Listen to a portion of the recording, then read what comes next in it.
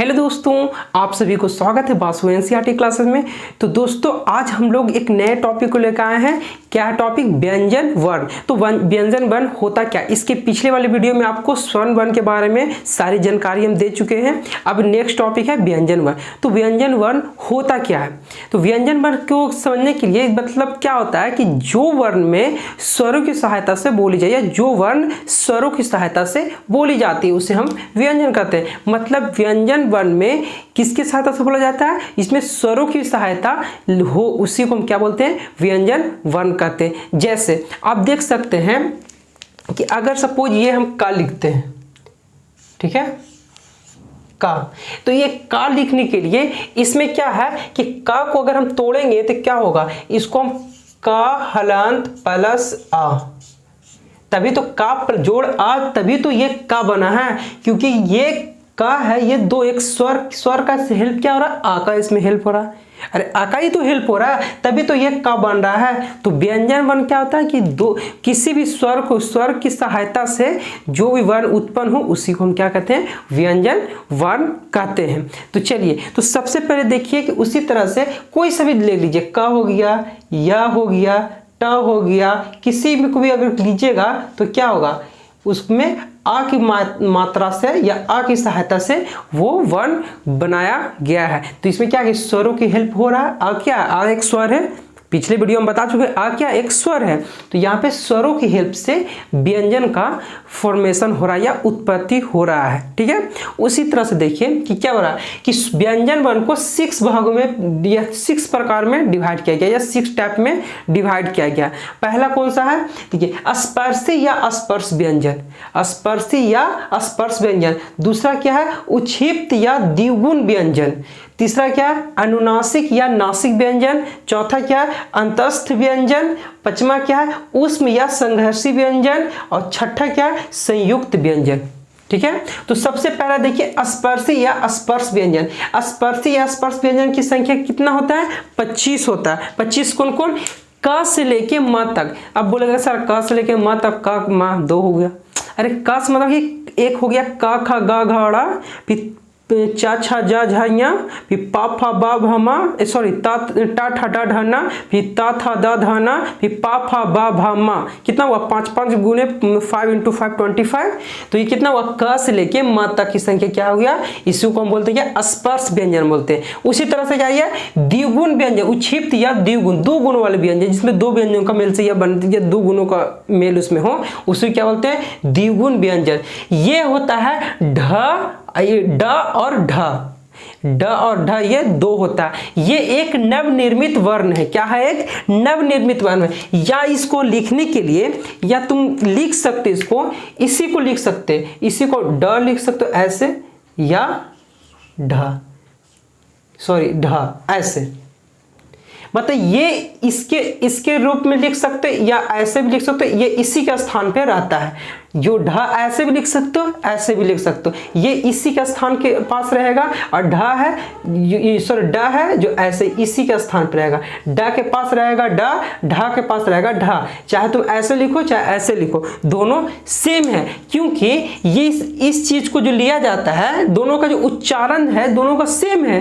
कि इससे भी ड बोला जाता है, इससे ढ, इससे ढ, इससे भी ढ बोला जाता है।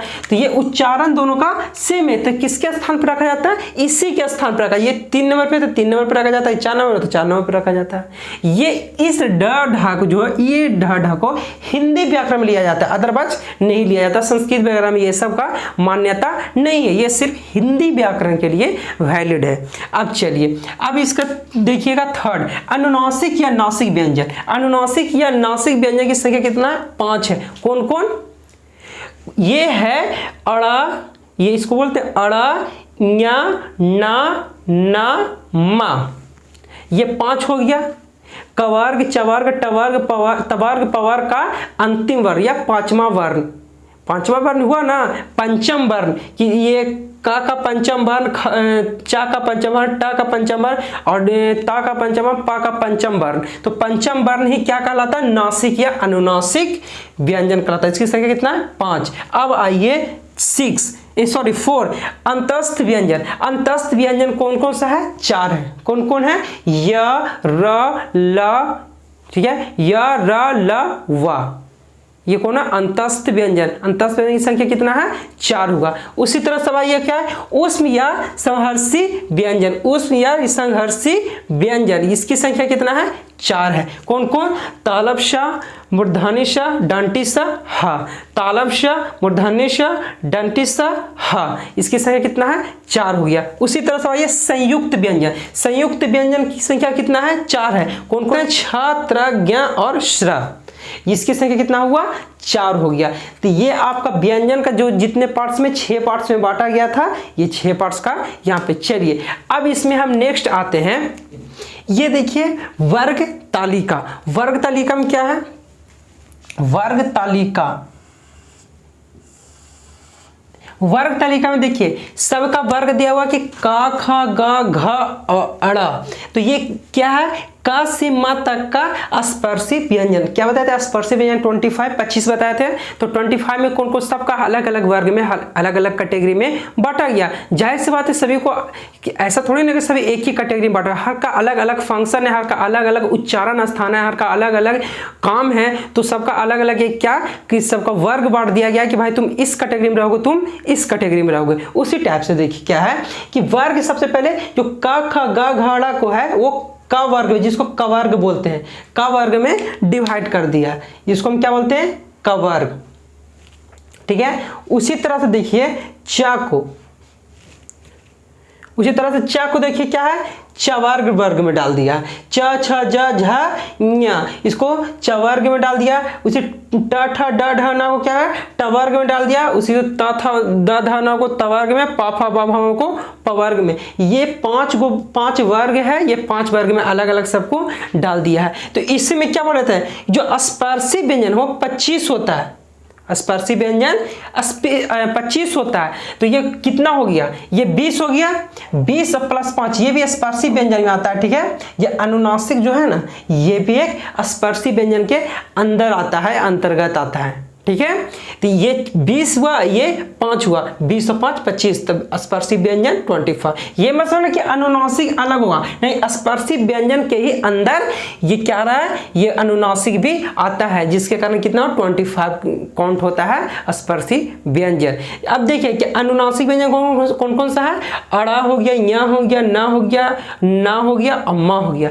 मतलब किसी भी वर्ग का, क वर्ग, च वर्ग, ट वर्ग, त वर्ग, प वर्ग, हर वर्ग का जो अंतिम वर्ण होगा, अंतिम वर्ण क्या, यही सब है, 5वां वर्ण जो पंचम वर्ण बोलेंगे। तो जो पंचम वर्ण होगा, किसी भी वर्ग का पंचम वर्ण ही अनुनासिक वर्ण कहलाता है। क्या बोल रहे हैं कि किसी भी वर्ग का पंचम वर्ण, ये वर्ग का पंचम वर्ण ही अनुनासिक कहलाएगा। जैसे ये वर्ग का पंचम वर्ण ये अनुनासिक कहलाएगा। वो इसी तरह से सभी को डिवाइड किया गया।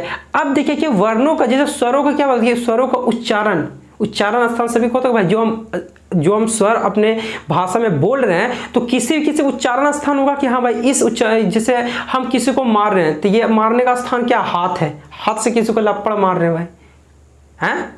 हम बोल रहे हैं तो बोलने का स्थान मेरा मुंह है, मुंह के थ्रू क्या था, बोल रहे हैं। तो इसी तरह से जो हम वर्ण बोलते हैं, वर्ण को हम किस किस कैटेगरी में कर सकते हैं कि ये इस जगह से ये आवाज इस जगह से आ रही है, ये आवाज, ये वर्ण इस जगह से आवाज आ रही है, ये वर्ण का आवाज इस जगह से आती है। उसी तरह से डिवाइड किया गया। तो देखिए कवर्ग वाले जो है, कवर्ग वाले जितना भी पार्ट्स है वो किससे, कंठ से बोला जाता है, कंठे व्यंजन। ठीक है, तो कंठ व्यंजन मतलब हुआ कि कंठ से, ये कंठ के थ्रू क्या आता है, कवर्ग, जैसे क, ख, आवाज कहां से, कंठ से ही आ रही है।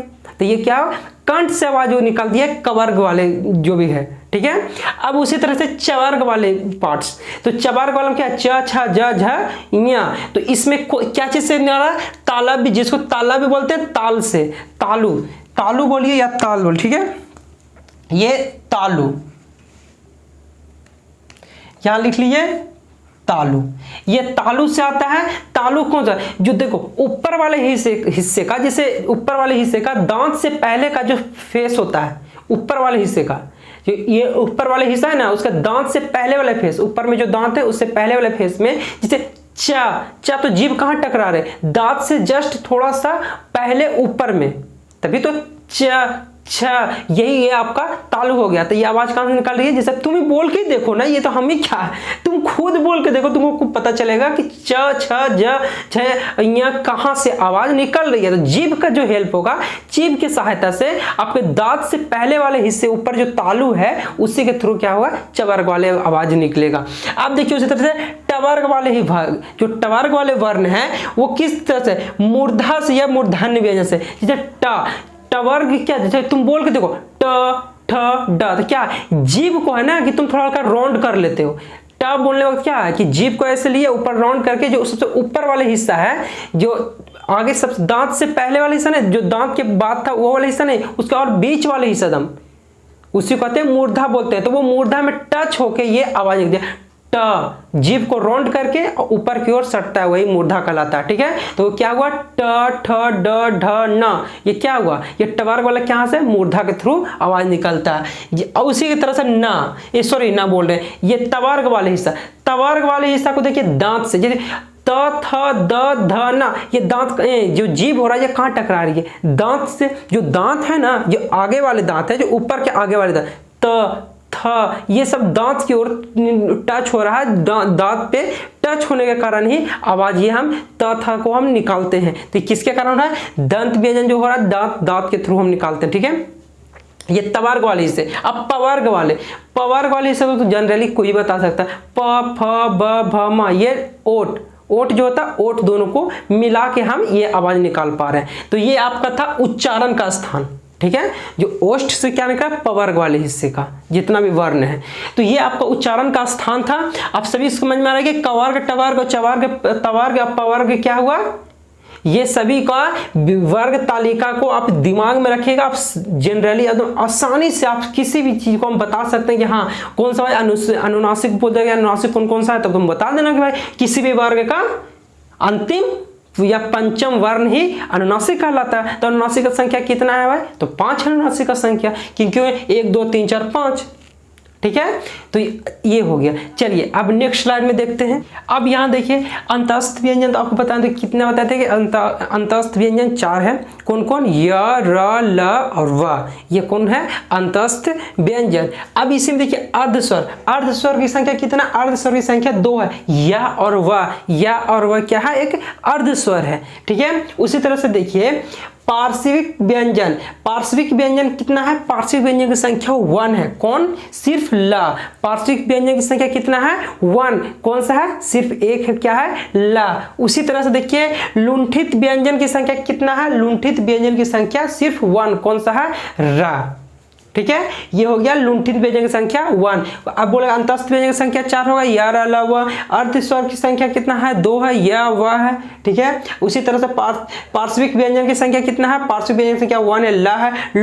लुंठित व्यंजन की संख्या कितना है, 1 है। कौन सा है, र है। चलिए अब नेक्स्ट आइए संयुक्त व्यंजनों का निर्माण। भाई संयुक्त व्यंजन का निर्माण कैसे होता है, ऐसा संयुक्त मतलब होता है कि मिलान, मतलब संयुक्त मतलब कि मतलब कॉम्बो होगा। ठीक है, कॉम्बो मतलब कि 2 व्यंजन उसमें होगा, संयुक्त व्यंजन में 2 व्यंजन होगा, 2 व्यंजनों के मेल से जो बनता हुआ संयुक्त व्यंजन कहलाता है। तो संयुक्त व्यंजन की संख्या कितना है, 4 बताए थे। इसके पिछले स्लाइड में क्या बताए थे, संयुक्त व्यंजन की संख्या 4 है। कौन कौन है, छ, त्र, ज्ञ और स्र।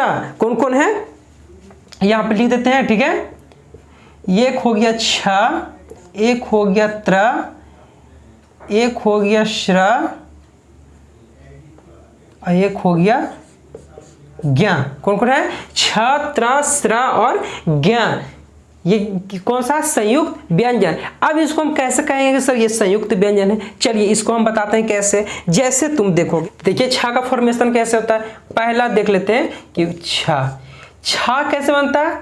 छ का फॉर्मेशन क प्लस श, ये क्या बनता है, का प्लस सा क्या बनता है, ये मेरा छ का फॉर्मेशन होगा। तो ये क्या, एक ये वर्ण हो गया, एक ये वर्ण हो गया, एक ये वर्ण हो गया, 2 वर्ण यहाँ पे, तो 2 वर्णों के मेल से क्या बन रहा है, संयुक्त व्यंजन। पहला वर्ण दूसरा वर्ण। उसी तरह से देखते हैं सेकंड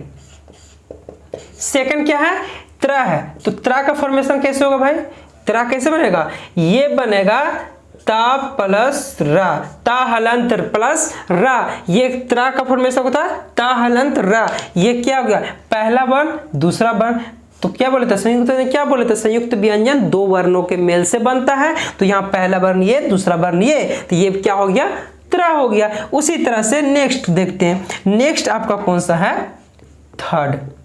थर्ड को देखते हैं स्रा, कि स्रा भाई साहब कैसे बना है। अरे स्रा भी कुछ इस चीज से बना होगा। तो देखिए स्रा हो गया, उसके बाद ज्ञा है, तो स्रा के देखिएगा कि इसका फॉर्मेशन तालब शा प्लस रा।